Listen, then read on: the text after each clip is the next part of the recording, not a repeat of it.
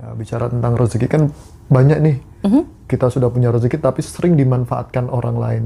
Biasanya tuh gini, saya lihat itu sering banyak banget kasus orang baik itu sering ketemu dengan orang yang memanfaatkan. Itu apa yang salah, Kak? Dia nggak enakan, Mas. Dia nggak menghargai dirinya. Dia nggak berani bilang enggak. Dia ngerasa kayak dia superhero, dia harus baik sama semua orang. Oke. Dia ngerasa kayak orang baik masuk surga. Jadi dia ngerasa dia harus bertanggung jawab menjadi orang baik. Dan didikan orang tuanya selalu mengatakan bahwa jadilah orang baik supaya kamu dibaikin sama orang lain. Enggak kayak gitu. Kita baik dulu sama diri kita. Supaya diri kita ini penuh sama cinta, Mas. Orang yang penuh sama cinta akan memperlakukan orang lain penuh cinta. Kalau misalnya nih, Mas, saya nggak penuh cinta. Saya nggak akan bisa memperlakukan orang lain dengan penuh cinta. Kenapa? Saya nggak tahu apa itu cinta. Ada orang loh, Mas, dia pengen mencintai orang lain. Dia ngerasa dia udah mencintai orang lain. Tapi dia tumbuh di keluarga yang broken home. Dia nggak paham bahasa cinta. Dia nggak paham gimana perhatian, gimana mengungkapkan cinta. Dia nggak tahu. Ada orang yang bahasa cintanya itu sekedar mencintai, that's it. Ada orang yang dia perhatian, terus dia ngasih kado, terus ketemu sama orang yang dia mencintai tapi dia acuh tak acuh. Bukan dia nggak mencintai, tapi memang bahasa cintanya berbeda. Jadi kayak tadi ya, Mas ya, balik lagi tadi ke pertanyaan awal, dia nggak bisa, dia nggak tahu sesuatu hal yang dia nggak, gimana bilangnya ya? Jadi saya bingung. Intinya kayak gini, seseorang itu nggak akan bisa mengeluarkan sesuatu dari apa yang dia nggak pernah tahu. Itu ada. Oke. Never ya? Nggak bisa. Jadi harus dirasain dulu, makanya pura-pura dulu. Berarti meskipun yang memanfaatkan kita di circle keluarga pun kita harus berani ngomong tidak. Iya, meskipun kita takut gitu loh, Mas. Meskipun kita takut, kita harus berani. Kita harus berani.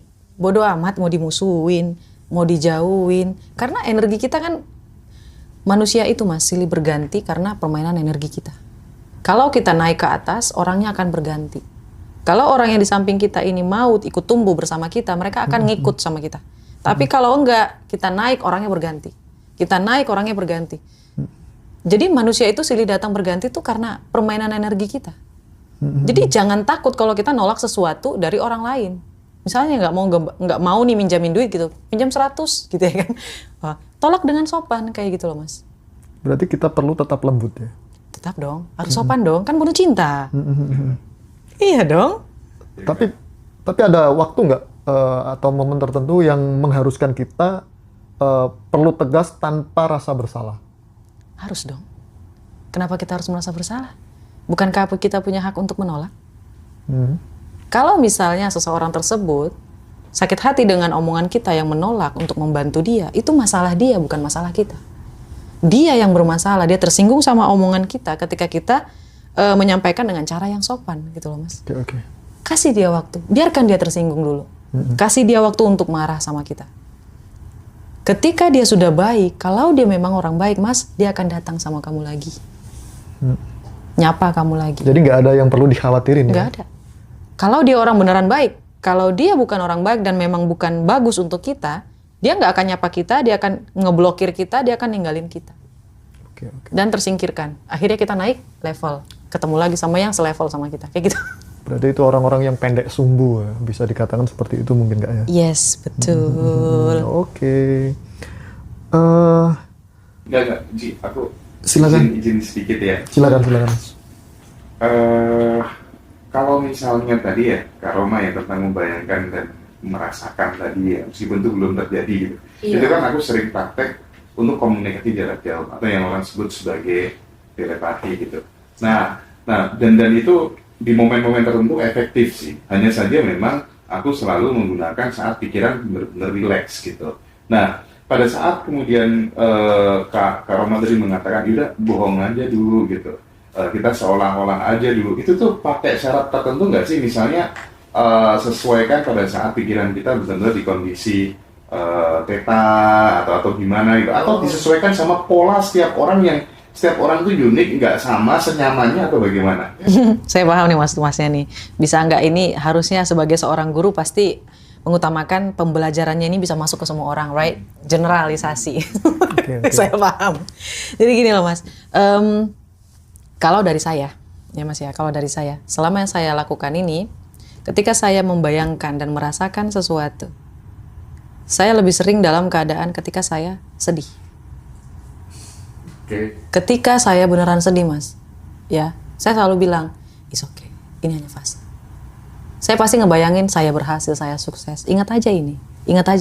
Jadi perasaan saya balik lagi ke awal.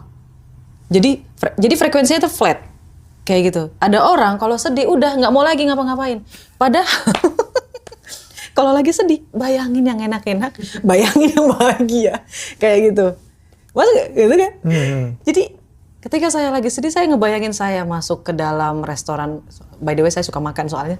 Jadi saya ngebayangin saya makan enak, saya ngebayangin saya pergi ke mana jalan-jalan, dengerin lagu bahagia, kayak gitu. Bahkan saya berhenti mendengarkan lagu sedih selama 1 tahun. 1 tahun ini saya nggak pernah lagi dengerin lagu sedih. Alhamdulillah. Saya sudah bertahun-tahun Belum ninggalin pernah lagi. lagu-lagu cekeng itu saya tinggalin. Nggak mau lagi. Bener kata Mas Hendra tadi, karena itu nanti ketangkap sama frekuensi kita dan bisa menjadi real gitu loh di Iya, dalam betul. kehidupan. Setuju. Karena mas, jujur ya, mempertahankan energi susah luar biasa. Ketika kita dilanda musibah, kayak kata mas ya, gimana caranya agar kita masih tetap dalam theta frekuensi? Ya gitu, diingat lagi, nanti tenang lagi, rasain lagi, beraktivitas lagi, sedih lagi, ingat lagi, biar naik lagi, kayak gitu. Kalau saya kayak gitu ya mas ya. Dan kalau menurut saya ini akan ampuh. Tapi kalau ada orang yang super ambisius, yang nggak, kalau bisa dibilang orang yang PD-nya mampus, saya malah iri. Karena dia nggak akan ngerasain sedih gitu loh mas.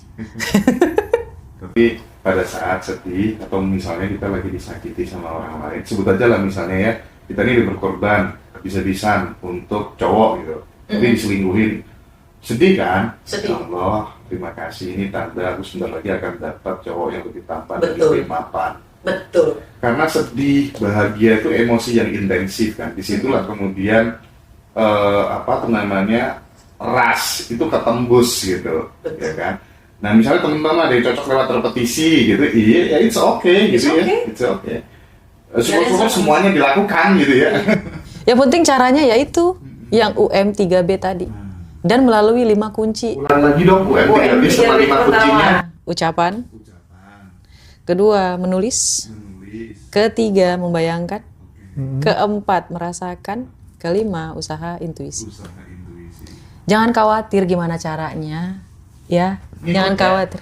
Ngikut, cara itu akan ngikut. Ngikut mas. Mereka tuh akan datang. Mereka itu akan berbisik kayak sang pencipta itu kayak ngasih, nah, gitu.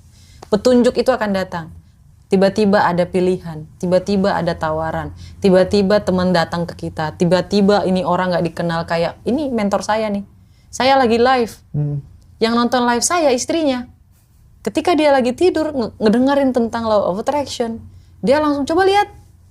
Dia ngeliat saya, terus dia ngajak ketemu. Oke. Itu saya bisa tahu nggak mas? Enggak. Sama sekali. Dan tiba-tiba jadi mentor saya yang ngajarin semuanya. Roma kamu harus kayak gini, Roma kamu kayak gini, Roma kayak gini, kayak gini, kayak gini, kayak gini. Kamu gimana umur semuda ini kok bisa langsung bisa sadar? Iya, saya manggilnya AA. Iya, karena saya pengen makan 3 kali sehari, udah gitu aja. Tapi Kak Roma, seberapa besar peran tabungan energi untuk kemudian mempermudah manifestasi-manifestasi? Contoh, kan salah satu yang bikin orang seret atau nggak bisa maju, stagnan terus itu sebenarnya kalau boleh jujur, mereka pelit. Bukan hanya pelit terhadap diri sendiri, tapi juga pelit kepada orang lain gitu. Yes. Tapi aku banyak melihat teman-teman yang berhasil naik level secara kemakmuran tuh mereka udah nggak takut lagi sama yang namanya uang. Mereka ngeluarin uang tuh dengan sangat bahagia gitu ya. Even itu dikasih ke LC lah atau kemudian dikasih ke siapapun lah, nggak ada soal tuh urusan preferensi orang sendiri-sendiri. Gitu. Bagaimana menurut Kak Roma? Aku setuju, itu betul. Karena ketika kita merasa uang itu sayang untuk dikeluarkan, artinya kita masih merasa kekurangan, Mas. Coba ya Mas ya, di seminar saya harganya hanya 500.000 ya. Ya Mas ya.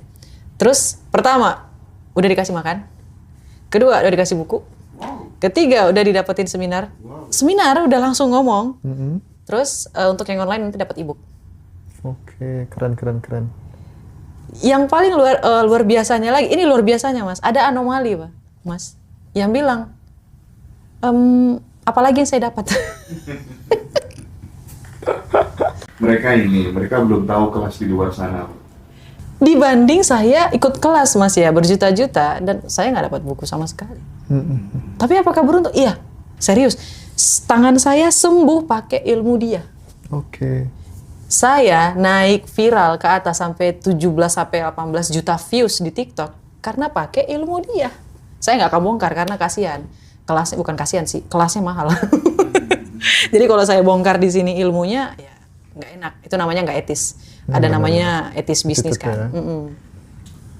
Tapi yang bikin Kak Roma kemudian dulu haus ikut kelas ini, itu tuh sebenarnya prinsip apa gitu?